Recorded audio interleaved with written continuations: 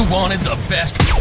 You've got the best podcast. The hottest podcast in the world. The Chris Voss Show, the preeminent podcast with guests so smart you may experience serious brain bleed. The CEOs, authors, thought leaders, visionaries, and motivators. Get ready. Strap yourself in. Keep your hands, arms, and legs inside the vehicle at all times, because you're about to go on a monster education roller coaster with your brain. Now, here's your host, Chris Voss. Hi, folks. It's Voss here from thechrisvossshow.com. I don't know. Maybe I should have her do the podcast. The Iron Lady, she's got that beautiful operatic voice. Maybe she can sing the whole podcast.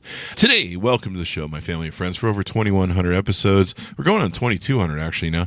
And over 16 going on 17 years as a podcast. Because, you know, we had nothing better to do all day long except bring inspirational people to share their journeys, their stories of life, as we call them, the owner's manual to life, the stories. And they share them with you to let you know you're not alone and let you know that there's resources out there and people that have solved maybe some of the jams you run into and stuff, and they can help you inspire and motivate your life. Today we have another wonderful young gentleman on the show with us. Dr. Norman M. Shulman is with us. He has written the latest book that just came out July 27th, 2022. It's called Love, Norm, Inspiration of a Jewish American Fighter Pilot, and gets into some modern Jewish history there as well. So we're talking about his insights and all that good stuff. In looking at his experience and life journey, he's going to be sharing much of that with us in what he's done and how he's doing it. He was born and raised in Syracuse, New York, and he is a psychologist who has treated and improved the lives of patients over 50 years. I told you he was young. He has a lifelong interest in history, particularly in that of Jewish faith, and he and his wife live in Lubbock, Texas. That's a very popular place. We have a lot of people from there. Captain Greg Glick Levinson is a combat decorated F-16 pilot who protected coalition forces during Operation Iraq Freedom. Welcome to the show. How are you, sir? I'm good. Thank you for having me, Chris. Thanks for coming. We really appreciate having you. Give us your .coms. Where do you want people to find you on the interwebs?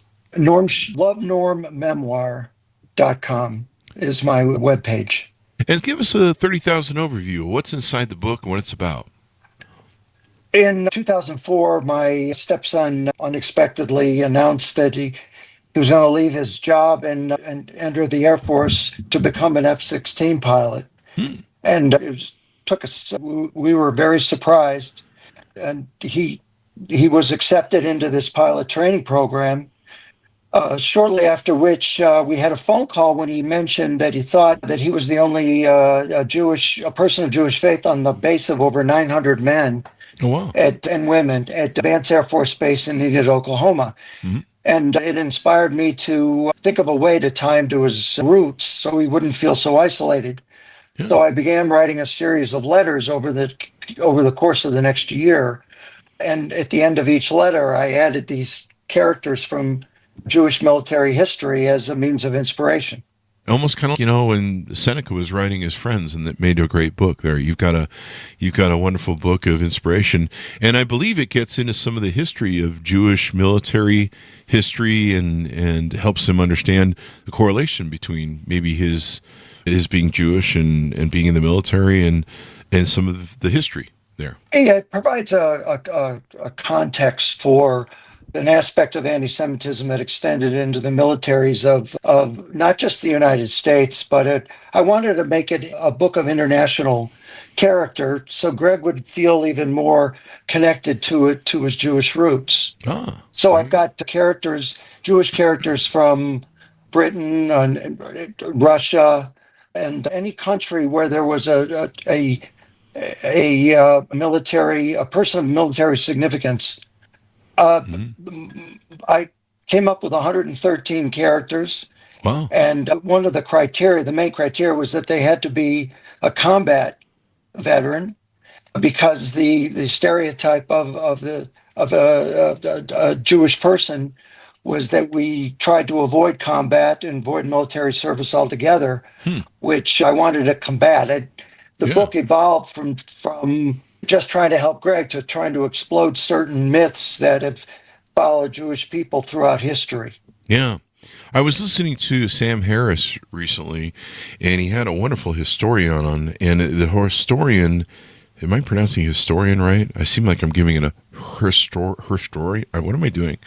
I'm clearly slurring my words at this point, but that's probably a sign. It was Sam Harris, and he had a gentleman on, and they talk about history repeating itself, and I'm trying to get the name so I can have this right here. Simon Sebag Montefiore, I believe I'm probably butchering that name. He had a book called, he has a lot of books on history, but they talk about the Jewish history and where some of those, I mentioned them earlier, some of the misconceptions, some of the anti-Semitism of Jews come from, and some of the history over eons of time, Ottoman Empire and even before that, and, the battles between peoples and all that sort of stuff.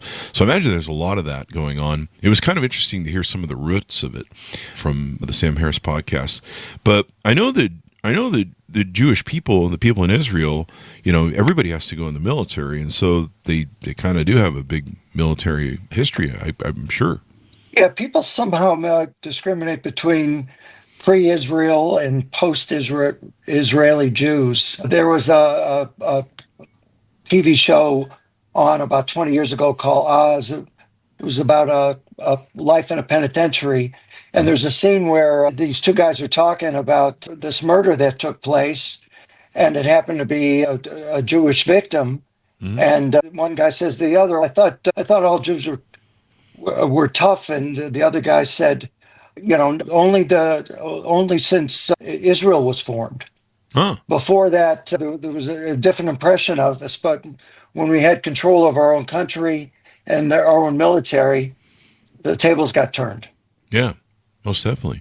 And then is it interweave with stories from your life, or is some of the inspiration you spread? What are some of the other aspects of it other than just... I was asked to make it personal, mm-hmm. and make it into a memoir, and connect as much as I could of my own life to some of the characters. I mean, many of the characters were living during my lifetime. My father, for example, was a World War I veteran, a draftee. I had 3 maternal uncles who served, one of which received a Bronze Star. Greg's father, or grandfather, was a navigator on a C-47. His grandmother, who was not Jewish, was in the 1st Regiment of Waves in World War II. She took the place of one of the women who took the place of men at the front. So I could draw from my own experiences by knowing these people, not just from a textbook. Mm-hmm. Yeah. So, and helping know the history. I mean, there's one thing that this is a quote from me. The one thing man can learn from his history is that man never learns from his history, and thereby we go round and round.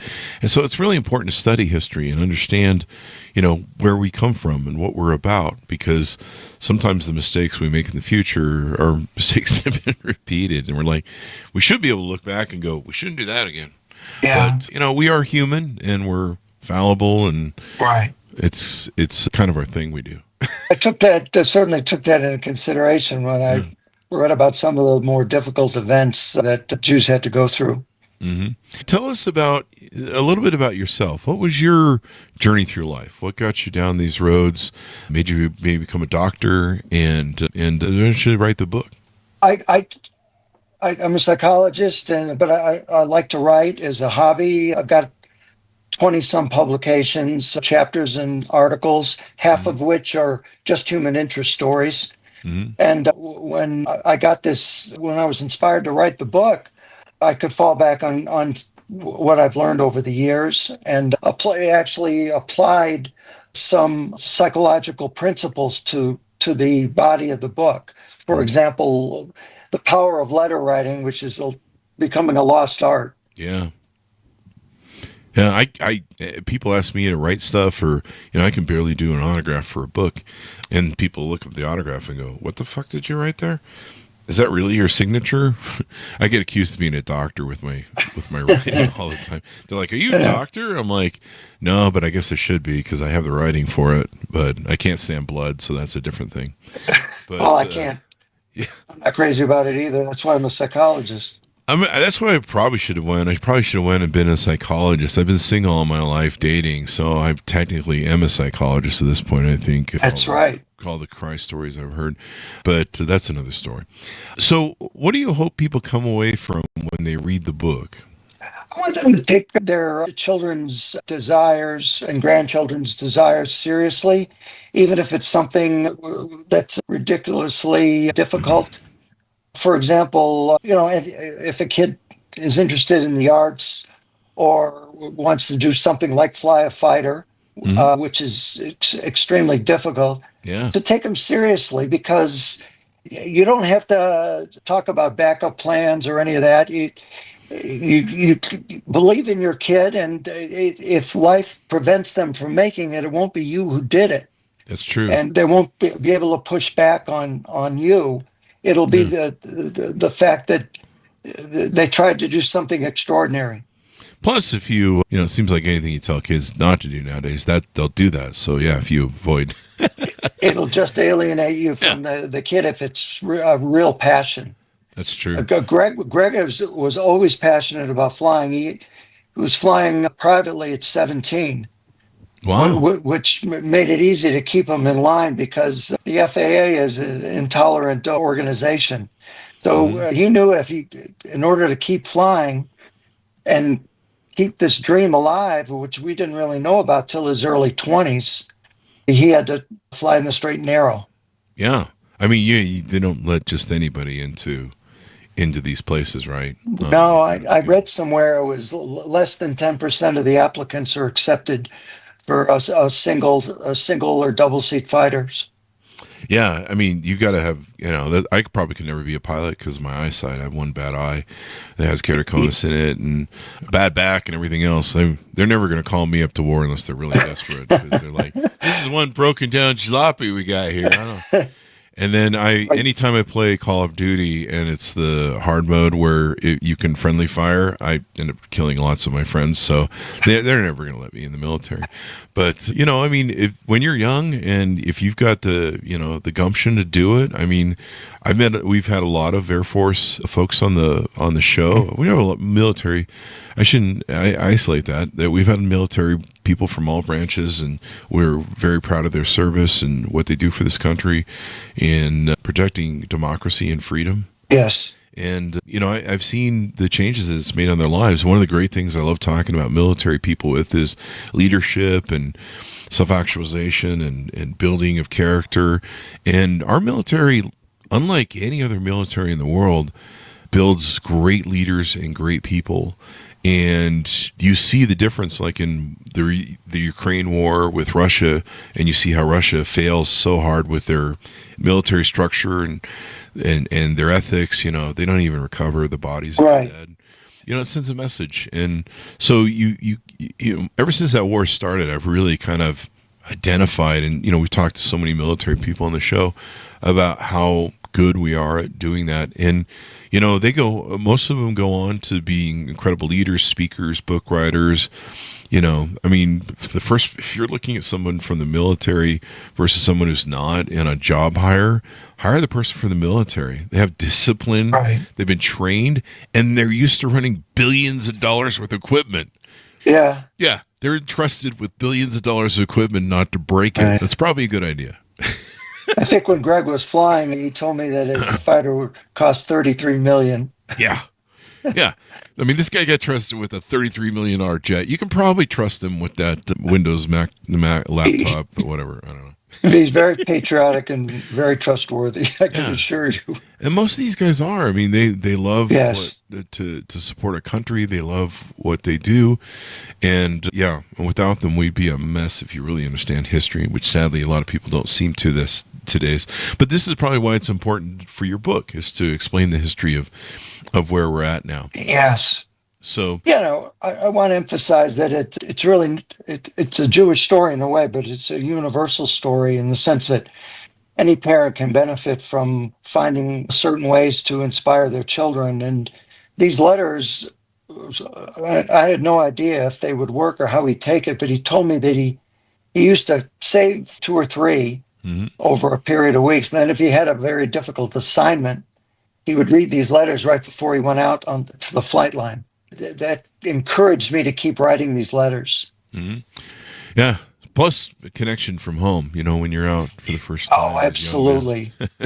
Yeah, I can't emphasize enough how important it is when you actually sit down, write in your own handwriting, something intimate and strengthening for kids or adults if they're going through a tough time. Letters are special. Yeah.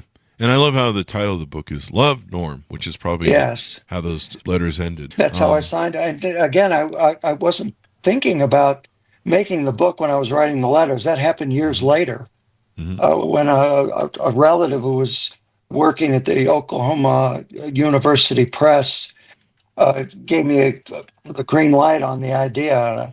But this was much later. Mm-hmm. And now it's in book form. People can read it. People can share it. Maybe those people that are out there that they have maybe children in the military. It might be a good help for them. And I think my mom used to write my brother when he was in the Marines and send letters and cookies. And that's you can't just call them up, especially if they're in a theater of war. No. Hey, how's it going? Hey, I'm in a foxhole and I got 20 people shooting at me, but how's your day going? When Greg was in combat, we were incommunicado. And actually the letters I kept writing he really didn't get to them until after he got back because it took so long to get there. But it sure was nice that maybe he could take some of those into the field. And when you're incommunicado, you can't call, you can't text anybody, you can't watch TikToks. You've got that to fall back on. And it's we talk about in the show. The one thing about the human condition is realize that we're not alone, that we're still here for each other, that we're still together. And so having those moments or resources can really help. Yes, sir. Yeah, we're not. They're not alone today, and they're not alone historically either. They're at the end point of where we are historically. Like I said, Gregor was the last of 113 people I put on this pyramid that was part of the Star of David that started at the American Revolution. And I worked my way up through every major conflict. I found Jewish characters from every major conflict, including the Alamo, the Indian Wars. Yeah, it was fascinating. Spanish-American War, every conflict, there was somebody of note. Wow. The Jewish people, there was Jewish armies and stuff back in the, BC days or post-BC days, I think. Yeah, I didn't go back that far. Yeah. I went back to the holiday of Hanukkah is based on a military conflict that was successfully led by Judah the Maccabee. And he provides the underpinning of the entire pyramid that I constructed, which was part of a Jewish star. Oh, wow. He's at the base of it. He led a successful revolt against Syrian Greeks at the time that were trying to influence Jews to abandon their faith and assimilate. Yeah. And he was heading the resistance against that. So I started with him. There's a large storied history and defending your country, patriotism, all that sort of good stuff. It can make all the difference. So as we go out, final thoughts you want to tell people, where can they find out more? I know you have a great website that on the thing there. I've got a second edition that just came out. As a result of the first book, stories started flooding in that I started documenting. And my editor said, you keep going with this, and we can integrate these stories in with the main body of the first book. So that came out just on November 5th. And it's available on Amazon, Audible, on an ebook format, and hard and soft cover, as published by Texas Tech Press. Awesome. And now everyone knows.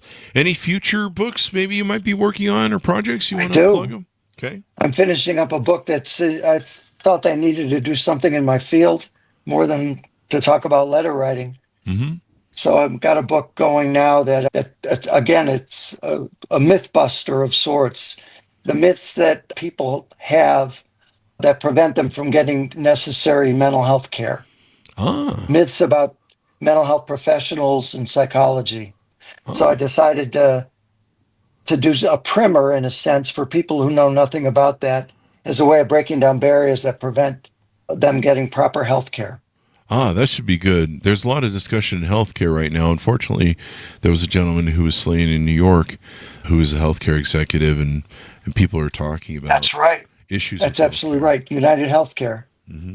And, I mean, we shouldn't celebrate someone being murdered in cold blood over something. They have family and children, but, maybe the conversation will lead. It's funny to me that people choose these things to get upset about, but they don't really follow up on them.